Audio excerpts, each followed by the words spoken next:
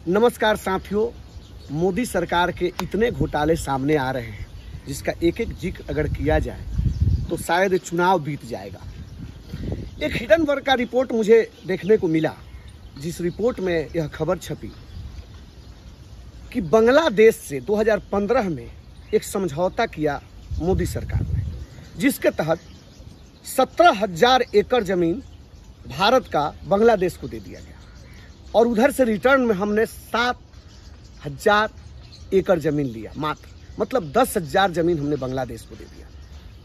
लेकिन बात मैं इसकी करने नहीं जा रहा हूँ, इसके साथ साथ क्या घटनाएं घटी उस पर मैं चर्चा करूंगा। जब यह समझौता हो रहा था उस समय अडानी जी, गौतम अडानी जी जो मोदी जी के मित्र है, वह भी बांग्लादेश गए हुए थे और उनके साथ बिजली पर एक करार तय हुआ था। ऐसे ये बात अलग है कि बांग्लादेश अपने जो यूज की बिजली है, जिनका जितना उपभोग करते हैं उससे ज़्यादा बिजली वो खुद बना रहे हैं। लेकिन पता नहीं कौन सा इंटरनल डील हुआ कि गौतम अडानी से, अडानी समूह से महंगी बिजली खरीदने पर करार हो गई। चलिए, तो बातें अलग की है। जो विशेष इस पे बात मैं ध्यान की तरफ दिलाना चाहता हूं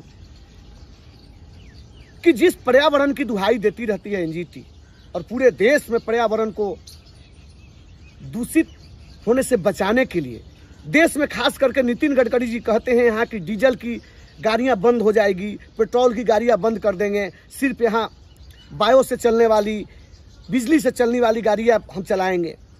उस देश में एक सबसे बड़ा घोटाला जो मोदी सरकार ने किया, जो शायद आपको पता ना हो, कि देश के अंदर बिहार और झारखंड के बॉर्डर पे एक गोड्डा जिला लगता है जो झारखंड जिले के अंदर आता है। गोड्डा जिले के अंदर कोयले से उत्पादन करने वाले बिजली का कारखाना बैठा दिया। पानी भारत सरकार का, पर्यावरण भारत सरकार का, यहाँ के लोग प्रदूषण से दूषित होंगे, लेकिन वह जो बिजली उत्पादन होगी वह बांग्लादेश को दिया जाएगा, वह बांग्लादेश को दिया जाएगा। मतलब जो कूड़ा है, एक फिल्म हमने साउथ में देखा था कि दूसरे देश का कचरा किस तरीके से यहाँ पे मंगा के डिस्पोजल किया जाता है। एक फिल्म हम लोगों ने देखने को मिला था साउथ में, एक फिल्म था, मुझे उसका नाम थोड़ा सा याद नहीं आ रहा है, और पूरा फिल्म उस पर शायद एक सिंघम करके फिल्म थी साउथ की।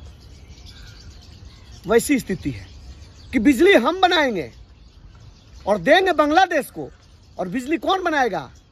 मोदी जी के मित्र अडानी जी बनाएंगे बिजली, और वो बनाएंगे बिहार और झारखंड के बॉर्डर के पास गोड्डा जिले के अंदर। पानी हमारा, जगह हमारा, पर्यावरण हमारा दूषित होगा और बिजली हम देंगे बांग्लादेश को। तो दो बातें मैंने इसमें बतलाई आपको। ये हिडनबर्ग का रिपोर्ट है, मैं ऐसे नहीं बोल रहा हूँ। हिडनबर्ग के रिपोर्ट लगभग 1 साल पहले आए थे और उसको आप जब पढ़िएगा बढ़िया से तो सारी चीज़ें आपको खुल के आपके सामने आएगी। विदेशों से कोयला मंगाया जाता है, उसका दाम खुद बढ़ाया जाता है अडानी जी के द्वारा, और उसी कोयला से जो निर्माण होने वाले बिजली है जिसका प्रदूषण फैल रहा है वो बांग्लादेश को दिया जा रहा है। 10,000 जमीन भी दिया गया। तो बहुत सारी बातें हुई है, तो मैं चाहता हूं कि ये जानने का आपको हक है।